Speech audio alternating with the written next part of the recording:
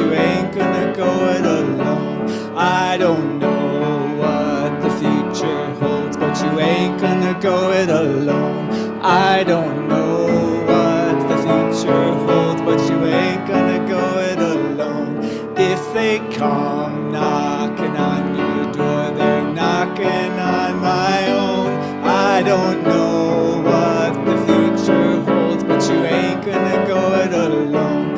I don't know what the future holds, but you ain't gonna go it alone. I don't know what the future holds, but you ain't gonna go it alone. If they come knocking on your door, they're knocking on my own. I don't know what the future holds, but you ain't gonna... One more time. I don't know what the future holds, but you ain't gonna go it alone. I don't know what the future holds, but you ain't gonna go it alone. If they come knocking on your door, they're knocking on my own. I don't know what the future holds, so you ain't gonna go it alone. So come, come, whoever you are, wanderer, worshiper, lover of leaving. Ours is no caravan of despair. Come yet again. I invite you to rise in body or in spirit. Come, come, whoever you are, wanderer, worshiper, lover of leaving. Ours is no caravan of despair. Come yet again, come. Though you've broken your vows 1,000 times, come yet again, come. Though you've broken your vows 1,000 times, come yet again, come.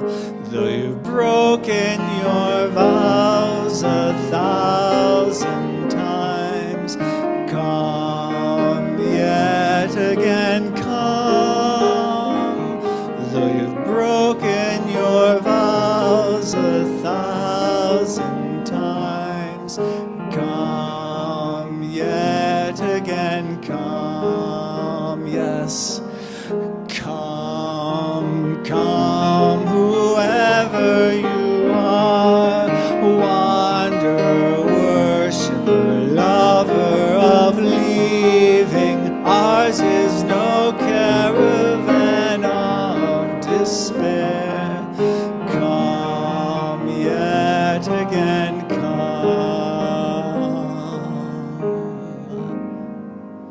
I don't know what the future holds, but you ain't gonna go it alone. So we have the joy of having Sarah Joy here as a worship associate today. Yay, thank you. And Sarah Joy happens to be one of our newer members. And here Sarah Joy is, just leaping right in. Thank you. So when a new member joins, we've been holding a new member welcome service in which I invite people to bring an object that symbolizes some aspect of who they are or what they're seeking here or what they're bringing to the life of this community. And instead of doing that all in one service periodically, what we're going to try is spreading it out a service at a time. And today, that will be Sarah Joy, who has brought her object and will share with us what it symbolizes.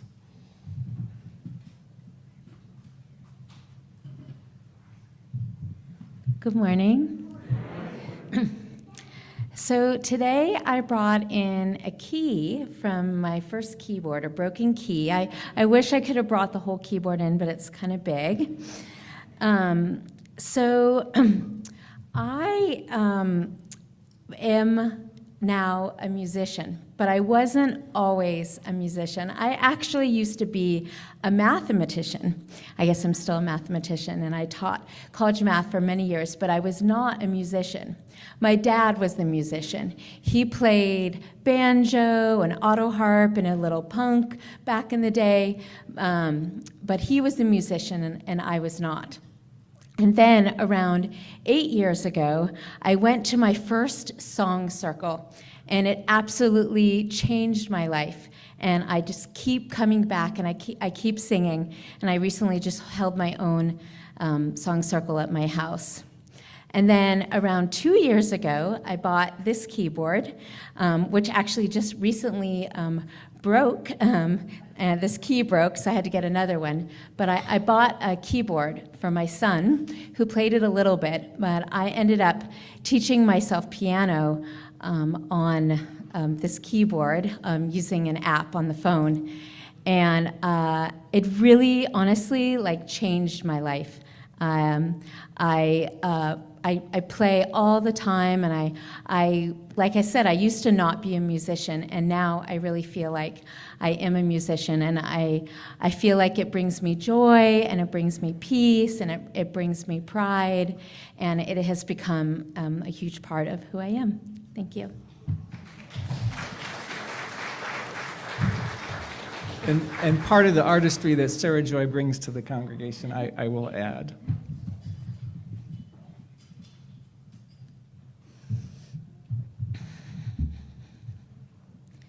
Land acknowledgement.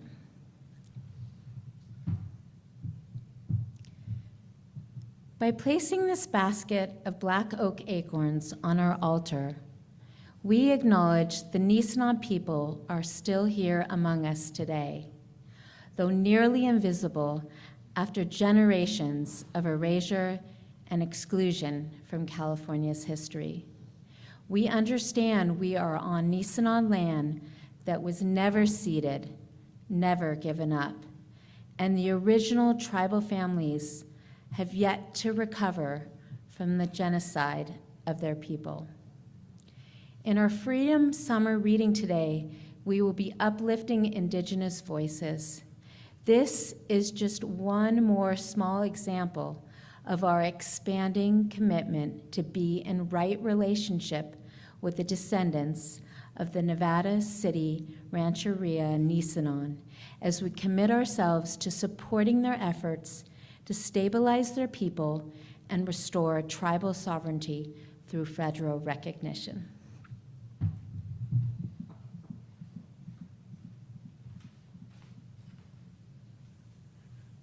And Linda Siska offers our chalice lighting words this morning.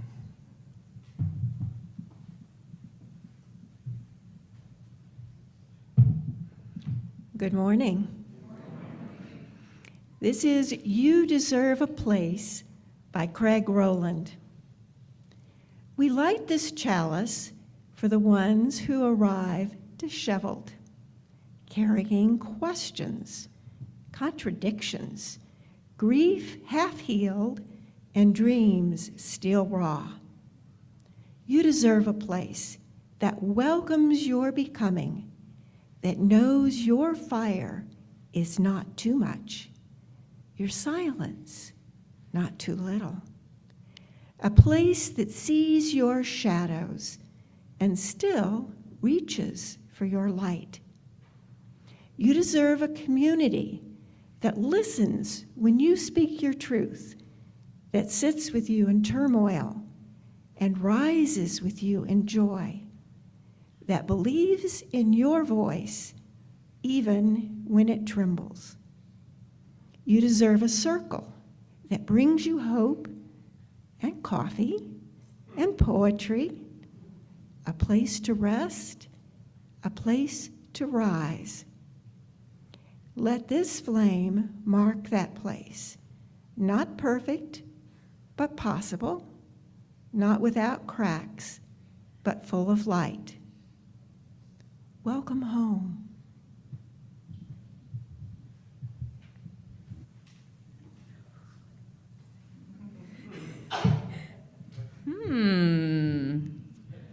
I wonder what what is in this wonder box. Let's see. So,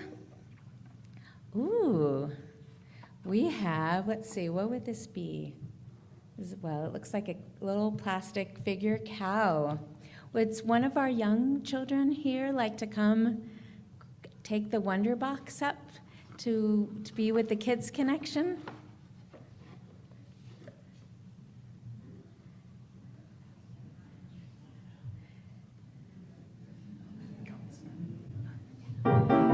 It's not very heavy. And we'd love to sing you on your way, all of you.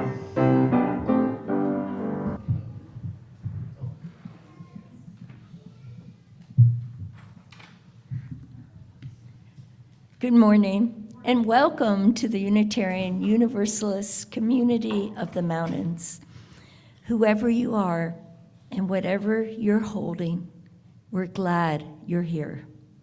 I'm Carol Nimick, a worship associate, along with Sarah Joy, assisting Reverend Kevin Tarsa. The ecology movement was being born in the 60s when I was in college.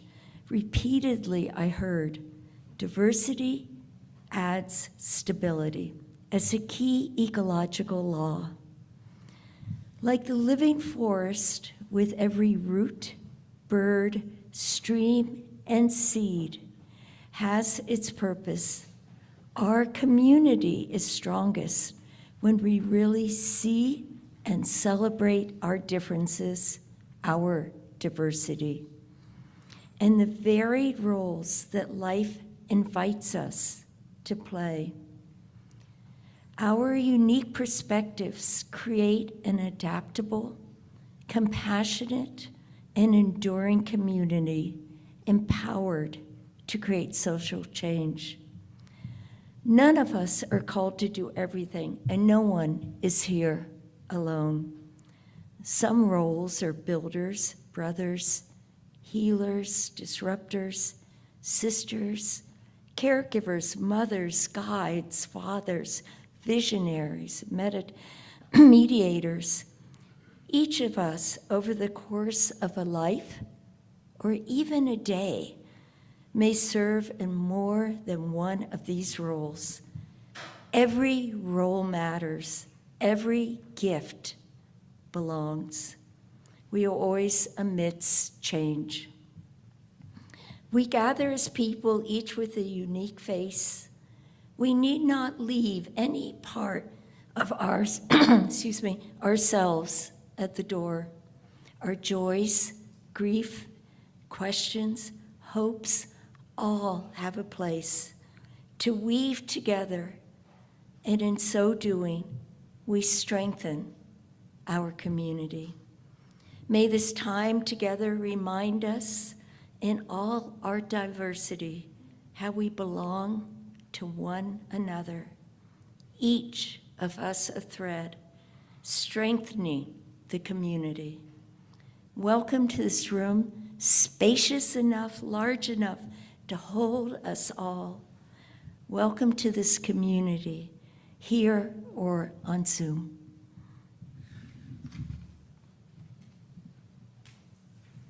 Good morning. Good morning.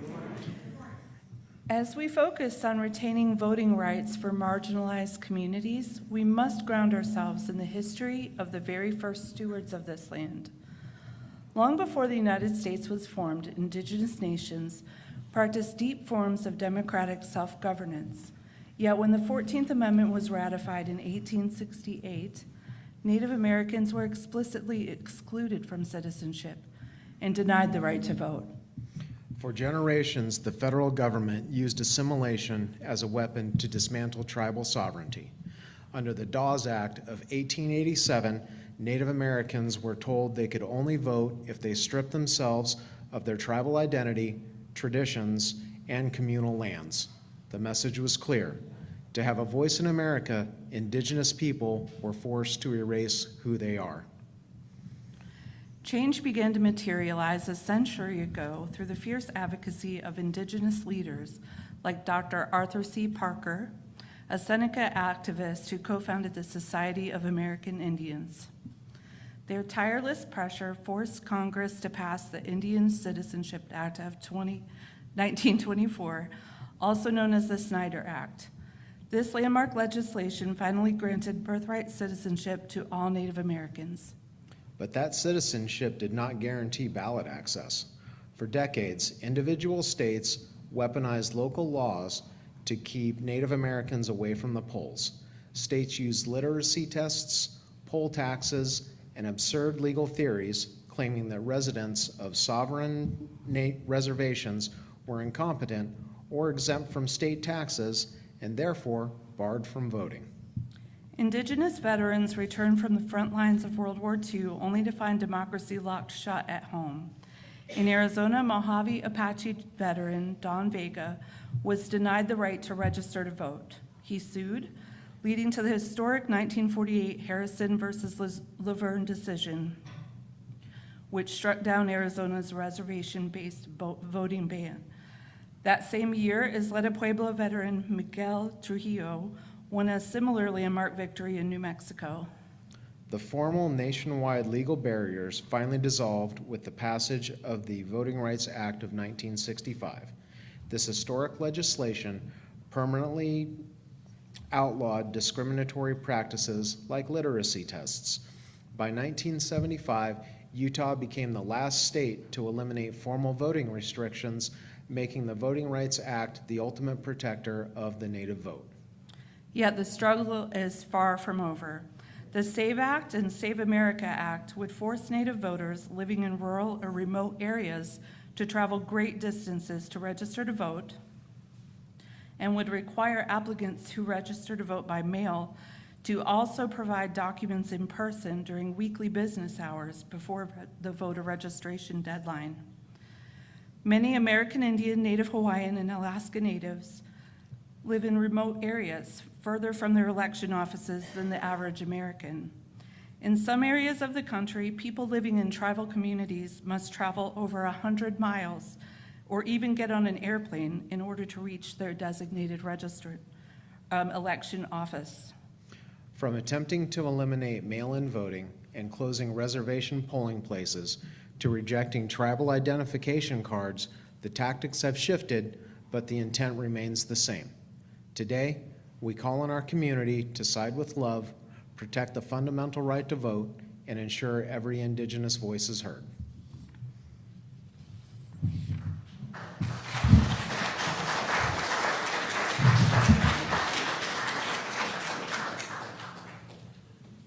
And in that spirit, thank you, each of you. Ryan lights our candle of compassion, resistance, and resilience, our weekly honoring and reminder of the world around us.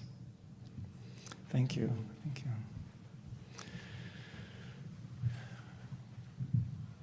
We meet this morning with all of that and more in our hearts and minds.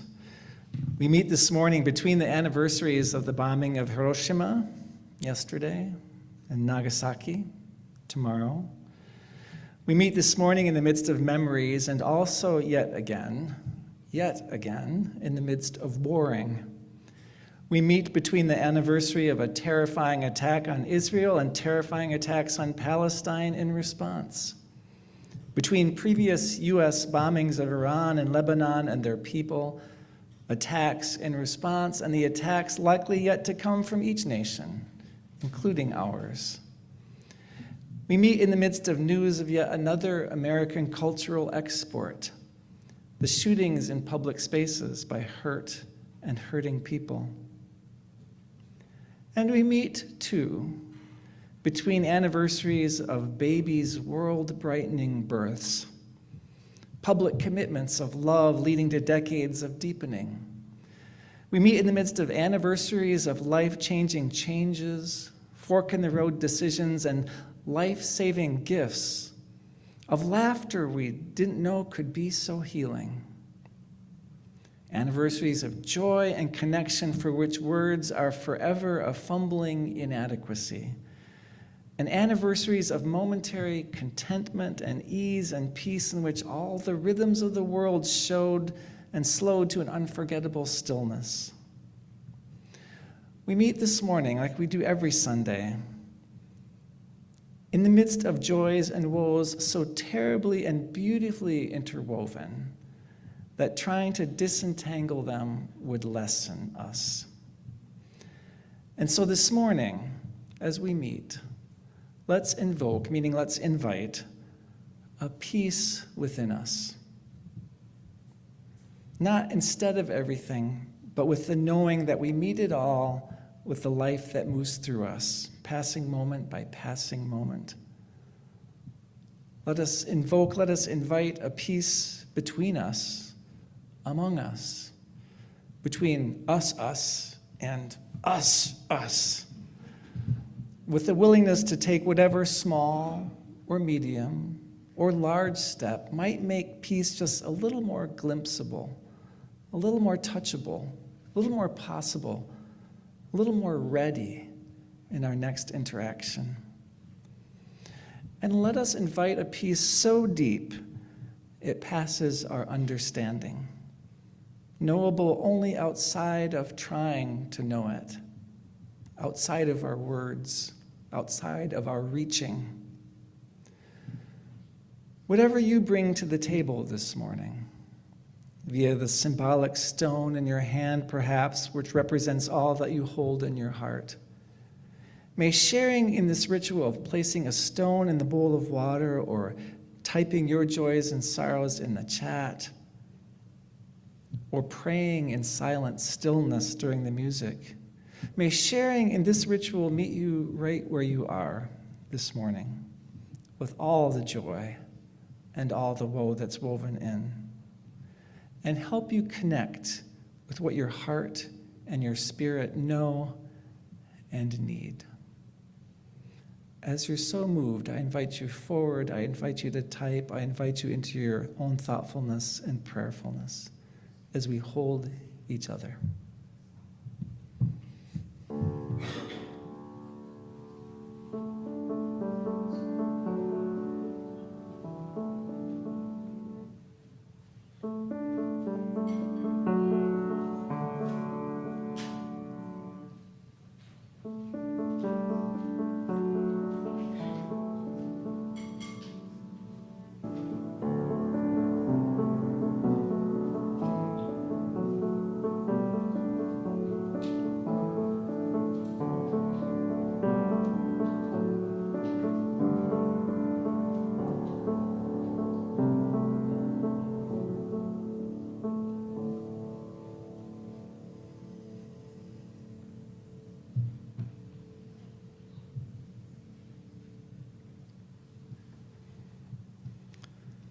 For our prayer and meditation this morning, On the Loom, a prayer for the work of the people by Joy Berry.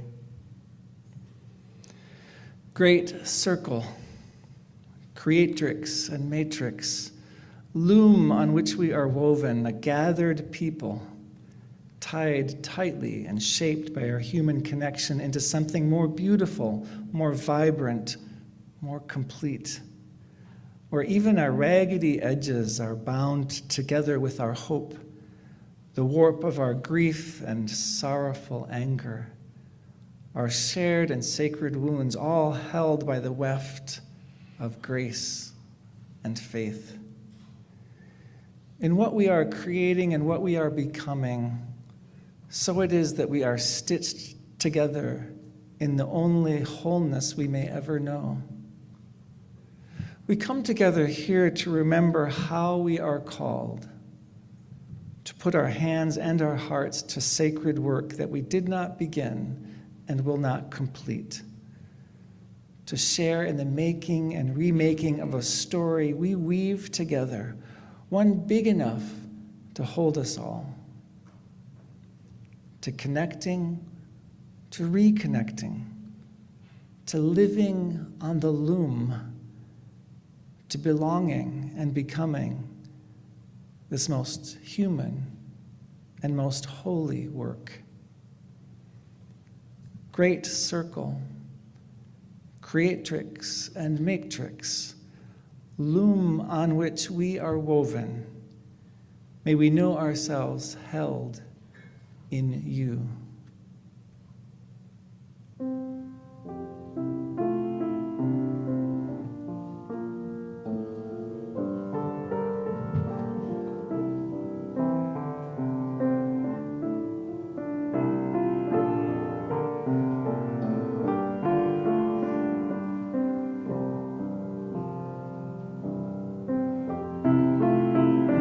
invite you to rise in body or in spirit and to sing.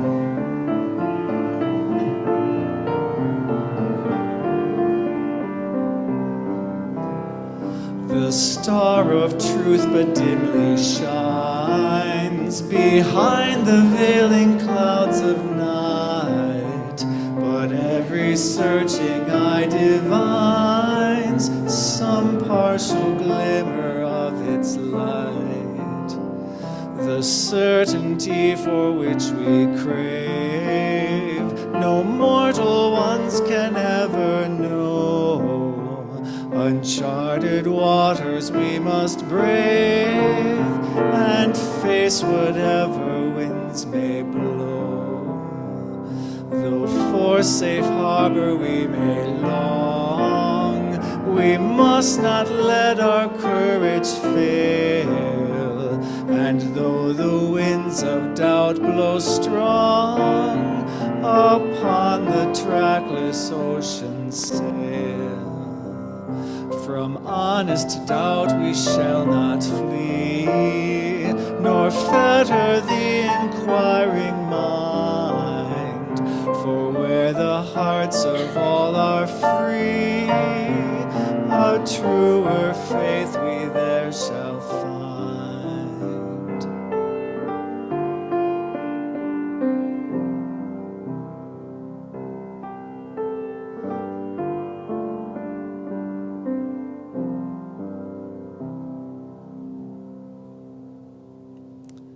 Thank you.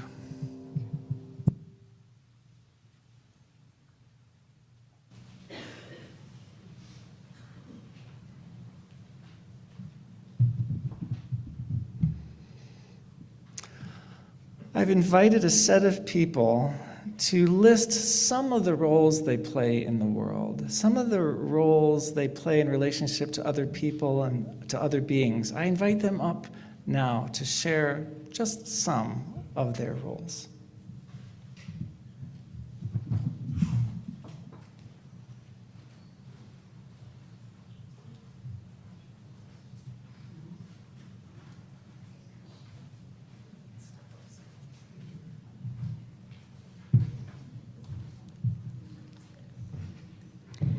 Sarah Joy Blum.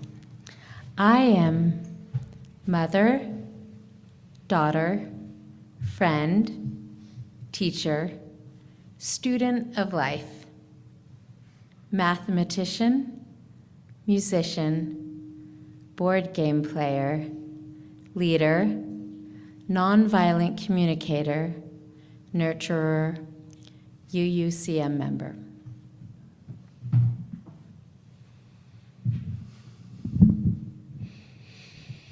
I'm Curtis Poppenberg, and I am a father, a listener, a colleague, a grandfather, a friend, a hospice nurse, a confidant, uncle, brother, comforter, teacher, learner.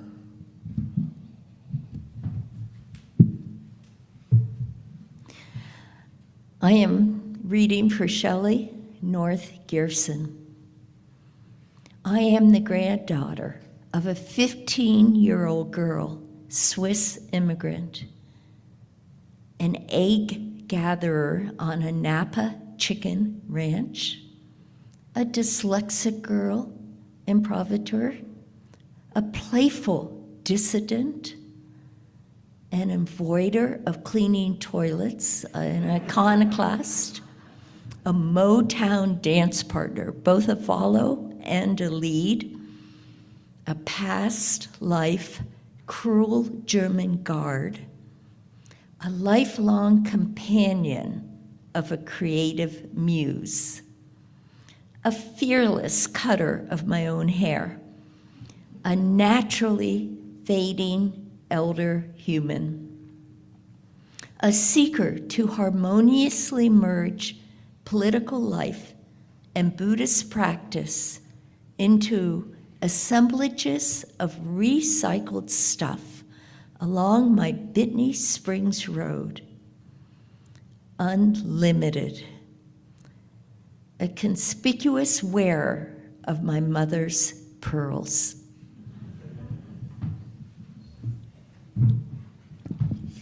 I am a student, a son, a boyfriend, the best friend to my dog, a collector, a normal friend, a music enjoyer, a baseball fan, a swimmer, a comedian, an academic, and a sleeper.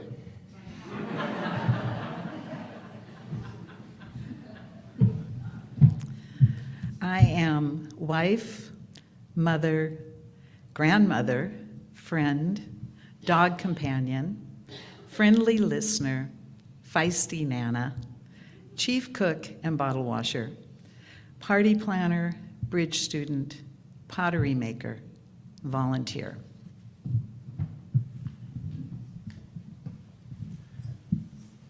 Thank you, each of you. Thank you. Thank you, Sarah Joy, Curtis, Shelley, Jesse, and Pam. For those who don't know Shelley, that's Shelley right there. As I said, I asked them to name some of the roles they play in the world and their relationships. I am somehow minister, brother, partner, originally beau years ago, and then husbo, and now rebo. Earnest colleague, rescuer of worms from drying sidewalks, sometimes sermonizer, natural listener, ready confidant, soothing peacekeeper, happy cultivator and sharer of salad greens, sensitive musician, curious questioner. I'll point out that none of us is singular in this regard. We play many and often overlapping roles. I wonder what roles you play in the world. So I'm going to come down with the mic and repeat them. What are some of the roles on your list, roles that you play?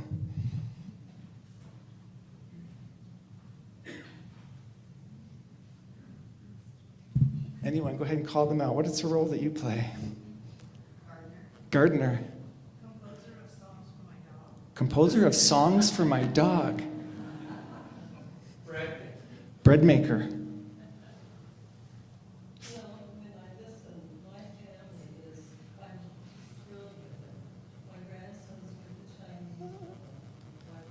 So you're a person thrilled with your family, which is very multicultural. Yeah.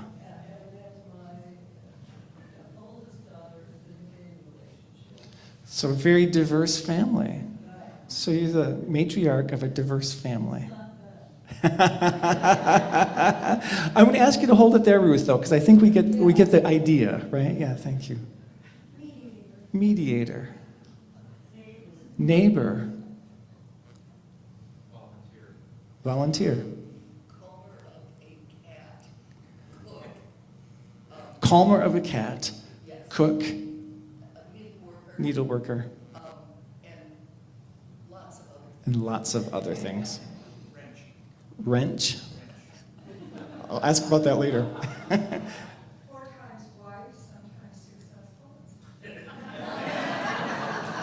4 times wife, sometimes successful. 4 times wife, sometimes successful, sometimes not. And never again.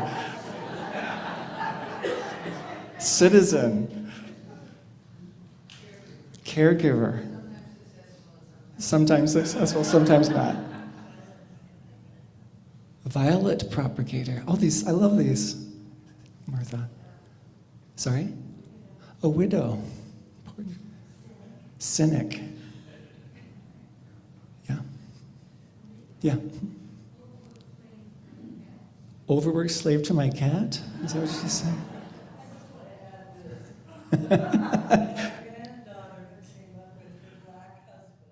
Yeah. So you're a witness and a holder of stories, and in this case, a sharer of stories. I'm a husband. A 2-time cancer survivor. Some of the many. Oops, Michael has one. Securer of good secure of good coffee for hospitality hour. There are grateful people in our midst. And reluctant moderator of the walking group, Jenny. Let's see, artist, writer, friend. Artist, writer, friend. Friend, yeah. Lego store owner. Listening grandmother, last one, Wally. Soon to be a great-grandfather. Soon to be a great-grandfather.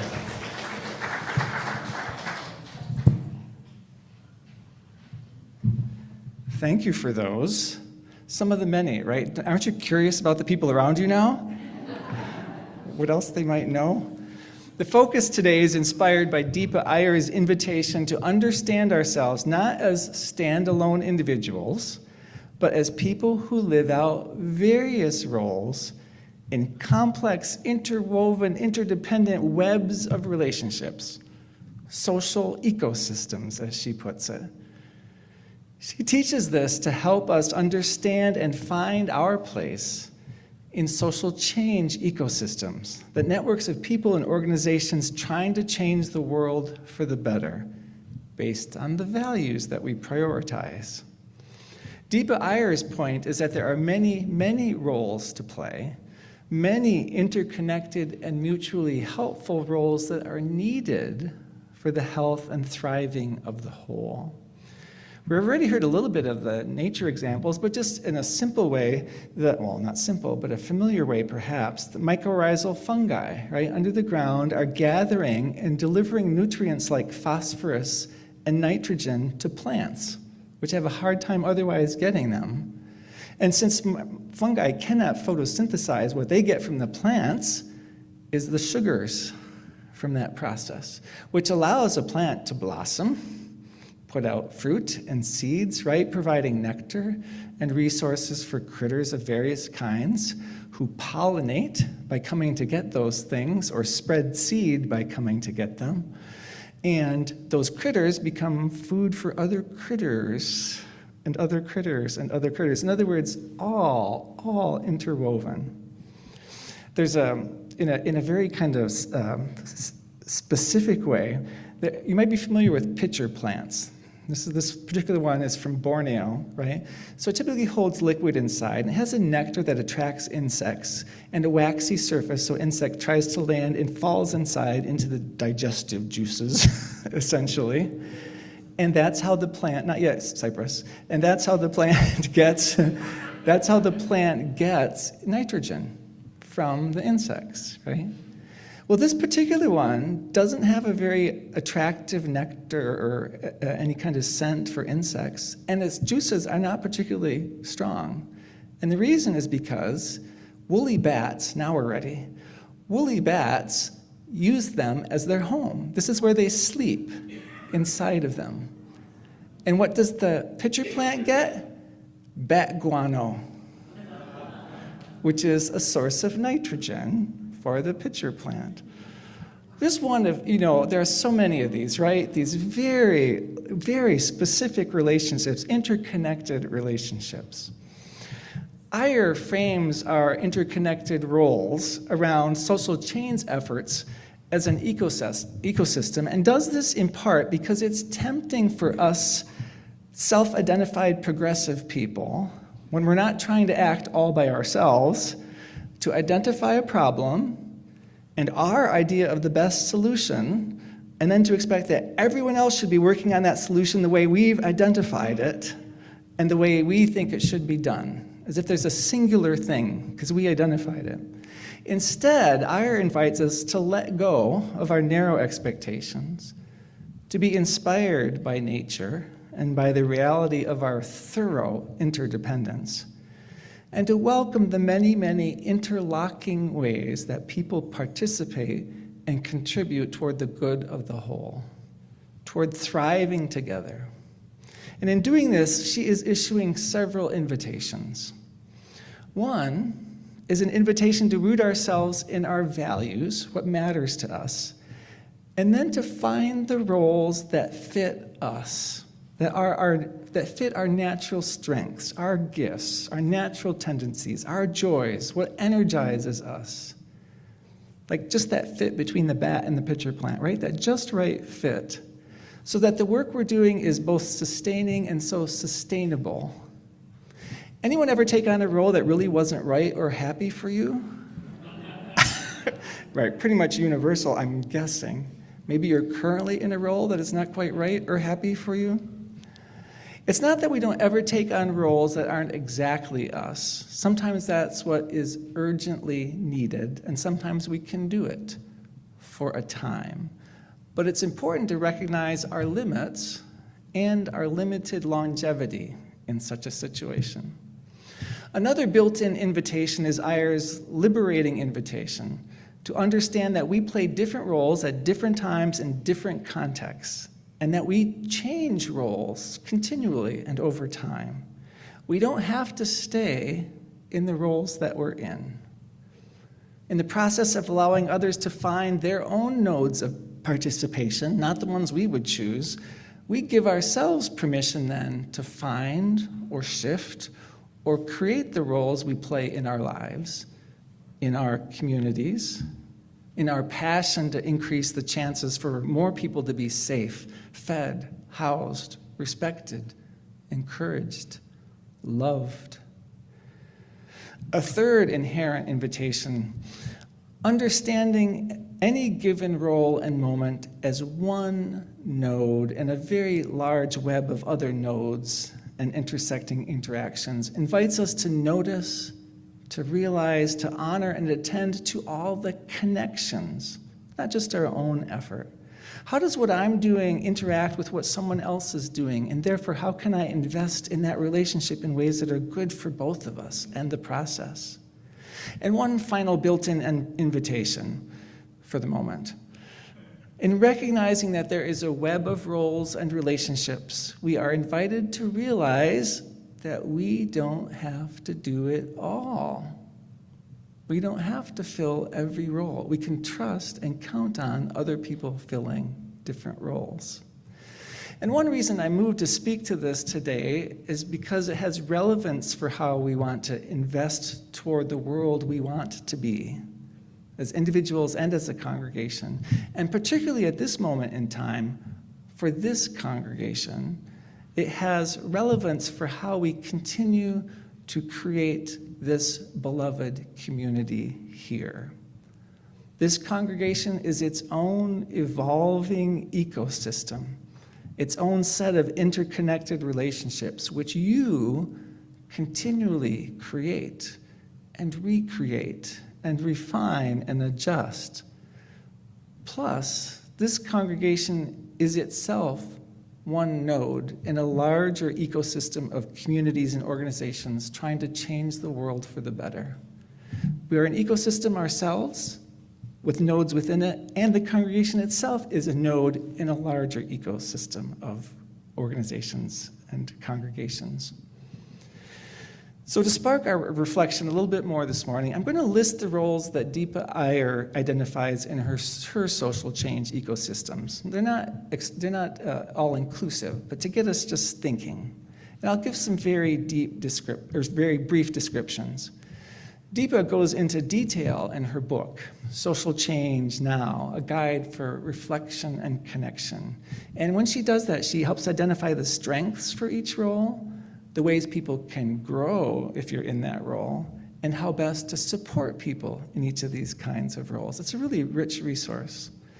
As I list and briefly describe each role, I encourage you to consider which roles you play, or could play, or want to play, or are naturally suited to play in your family, among your friends, in your neighborhood, and in this congregation.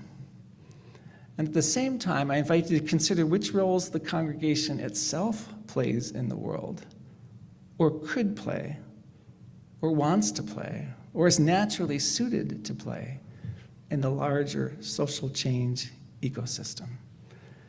So here's Deepa's visual for her set of We don't need to be able to read those. I'm going to go through them one at a time, but she lists her values at the very center: equity, liberation, justice, solidarity. Those are the values she identifies that help all of these coordinate and move in the same direction. So one role, frontline responders. We frontline responders, we address community crises by assembling and organizing resources, networks, messages. We think and act clearly and quickly when a crisis emerges, and we maintain calm during chaos. We stay focused on the big picture and a North Star. Anybody's natural propensity, a frontline responder? Few. The visionaries. We visionaries, we imagine and generate our boldest possibilities, hopes, and dreams, and remind us of our direction. We believe it's possible to have a future that is better than what we have now, and tend to be optimistic, focused on what's possible rather than what's lost or damaged or unrealistic. Anyone's natural propensity to be a visionary? The builders, we develop, organize, and implement ideas and practices, people and resources in service to a larger collective vision. We have the ability to support a big vision in small incremental steps, and the skills to manage people and resources. We can take a big vision or idea and make it happen in real life. Anybody's natural propensity to be a builder? The disruptors. We take uncomfortable and risky actions to shake up the status quo, to raise awareness and to build power. We are deeply rooted in our convictions about the transformative changes that need to happen. We are creative and strategic and are prepared to handle criticism and pushback to our words and actions. Anybody got a natural disrupting? Oh, look at this. The caregivers. We caregivers nurture and nourish the people around us by creating and sustaining a community of care, of joy, of connection. We have an instinct for knowing what other people around us might need and enjoy helping people to feel better. We can read behind the surface of what people present publicly. Any caregiving propensity? Wow, a strong one among us. The experimenters. We experimenters innovate, pioneer, and invent. We take risks and we course correct as needed. We have the capacity to try something without knowing its outcomes and are ready to change course as needed. We believe that a fresh perspective can make a meaningful and helpful difference. Who are the experimenters among us? The weavers. Oh, we weavers see through lines of connectivity between people and places, organizations and ideas and movements. We keep the whole in mind, trusting intuition and flow. Even in moments of crisis, we can see how we might come together in service to a larger purpose. Who's got natural weaving propensities? Yeah, this is beautifully spread among us. The storytellers.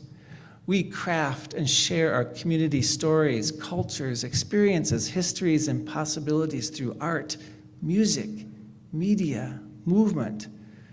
Through artistic expression, we reflect what is happening so that more people and more kinds of people can understand and become aware of it. Who are the storytellers, artists among us? The healers. We healers recognize and tend to the generational and current traumas caused by oppressive systems, institutions, policies, and practices. We are anchored in deep and enduring commitments to healing individuals, healing systems, healing societies. We are prepared to listen, to hold space for trauma and pain. And we guide people on a journey of transformation.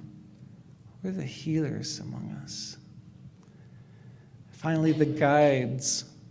We teach, counsel, advise, using our gifts of well-earned discernment and wisdom. We guides hold the intention to be a good ancestor, to mentor and support others in fulfilling their roles by teaching what we've learned with humility. Who are our guides? Wow. What roles have not been named in terms of larger systems, whether it's a congregation or society? What's a role you play that might not have been named? Leader.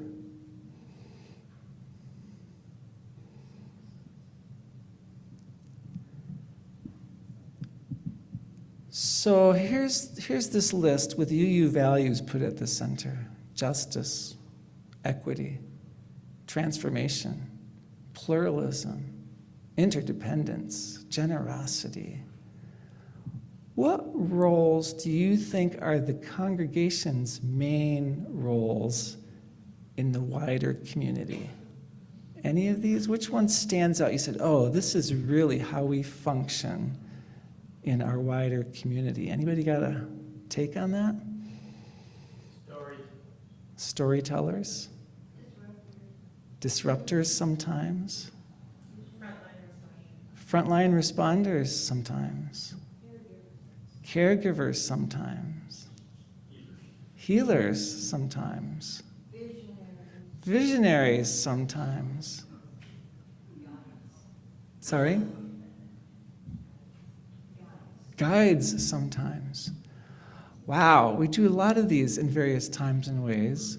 One of the things we might look at in the future is which ones are our most natural propensities as a whole congregation. Where might we want to focus our energies? Not that we limit it to a singular thing, but which of these might be where we want to put our energies? Builders. Oh. Visionaries. Sorry?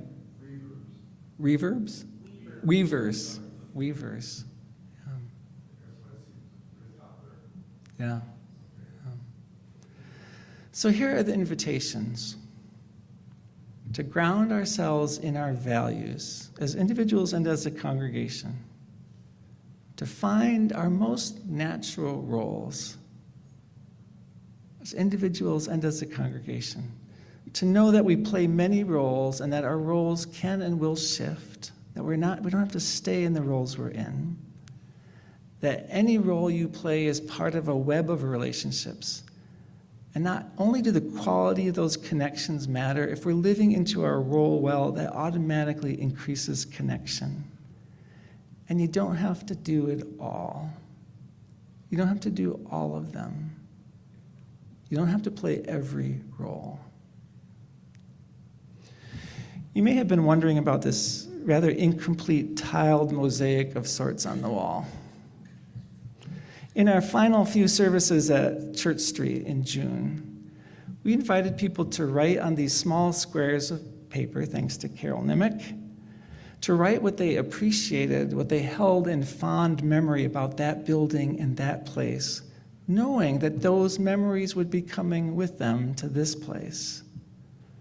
We added all the pieces on which someone had written, knowing the picture would be incomplete, knowing that more pieces would be added as experiences and memories and challenges and hopes are lived out here in this new home. Looking at it this week, one of the messages that stands out for me is that there is room here for you and what you bring. In fact, the community will need what you bring to complete, so to speak, this picture. It also offers the message that accumulating experiences here will gradually begin to fill in more and more of the gaps. So today I'm going to invite everyone who is willing, in the room or in the Zoom room, to write on the back of one of the remaining pieces of paper, or in the chat as the case may be, a role that you play or can see yourself playing here in and through this community. a role that draws deeply and well on who you are and what matters to you. Maybe it's a role from Deepa Iyer's list, or maybe it's another kind of role. What role do you or might you bring? Perhaps one very different from roles you are currently holding or have held in the past. So for those who are willing, there'll be pieces of paper that will come around. In a lovely final metaphor and truth, we likely will not have enough pieces of paper for everyone to have one for themselves. You will need to share. So we'll pass these pieces of paper and pencils around just ahead of the offering in a moment. And we'll need each piece of paper back to complete that picture. So if you'd help them come back, whether you write on them and put them in the basket or bring them up afterwards to hear or to Carol. And would you help each other? If someone's looking for one to write on and you've got one, be willing to share. Is that making sense? Your role that you play or might play, and I invite you to bring it up. Meanwhile, as we all, new folks and longtime folks, continue to live into this home and into this new time and into this new manifestation of this community, I ask you to consider the roles that might be most rich for you, that might be most life-giving, most natural, most effective, most true for you, whether immediately or over time. The great Howard Thurman said, "Don't ask what the world needs because, as you know, the world needs everything. The congregation needs everything." Instead, Thurman invited, ask, what makes you come alive and do it? Because what the world needs and what the congregation needs is people who have come alive. There is space here for your aliveness, I would offer. May we recognize and cultivate and make blessed room for each other's aliveness and the aliveness of the people yet to come through these doors, longing for community. So may we be.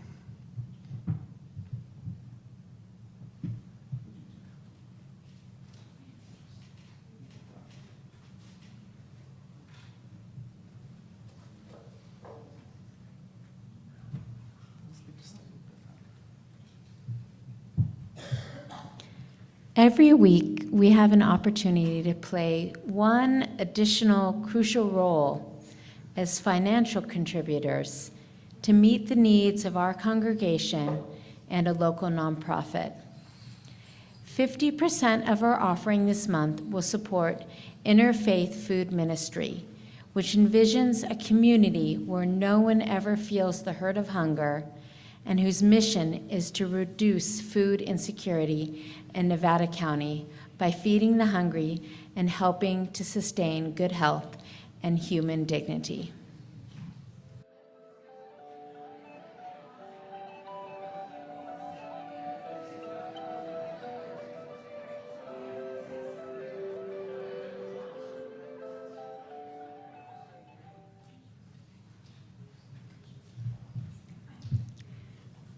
Thank you for your generosity. We dedicate these offerings to the strength, commitment, and love that is the puzzle pieces of purpose that come together to create our beloved community.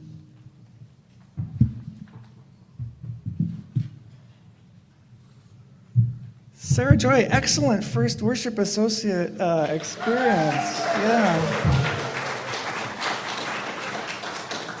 There'll be a basket up here for those pieces of paper. Some of us need a little time to think about that and write. So I encourage you to do that. Find one, even if somebody's already written on the back, and add yours to it. I invite you to thank somebody after the service. People you saw up here reading, playing beautiful music, Linda, our worship associates, people that are behind the scenes with AV, people that are working with our children, people that are, go one more, Cypress there, people that have worked with refreshments or brought refreshments today. If your eyes work well enough, I invite you to see one of those, zero in on one, and make a point. Say, I'm going to go thank that person before I leave today. Now's your chance. Or if you don't even know who these people are, someone you saw in action today. A few announcements. Women's Circle potluck on Monday. Volunteer with Interfaith Food Ministry with this congregation on Tuesday, a way to support that larger circle. Humanism discussion group meets on Wednesday, and Saturday evening, a very special circle song, and kind of in the spirit of our singing meditations, but Copper Woman, who's leading a bunch of singing in the service on Sunday, will do a Saturday night a song circle. You are very much welcome and invited and encouraged to pass on word. Always, the website has more, and the newsletters, etc. I'm going to put the basket down. And did we miss closing words, or did I put those after closing song? I might have put them after. I invite us to rise in body or in no, I think we want to do closing words first. Sorry. So I might have reversed those in the slides, but we'll do closing words with the three of us.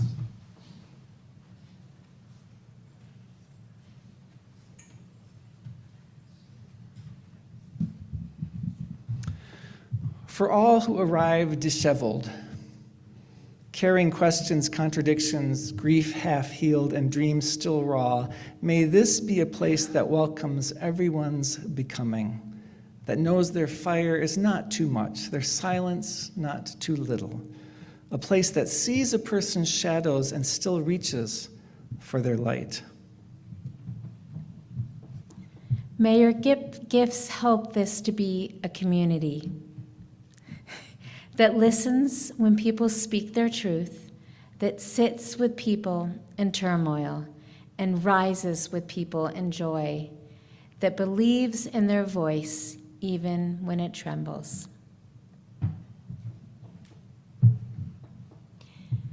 May you help this to be a circle that brings people hope and coffee and poetry, a place to rest, a place to rise. May this flame mark that place, not perfect, but possible, not without cracks, but full of light. May we welcome each other home. And now in that spirit, I invite us to welcome each other home by rising and singing this invitation, which is really sung to each other. Come and go with me to that land, to that land.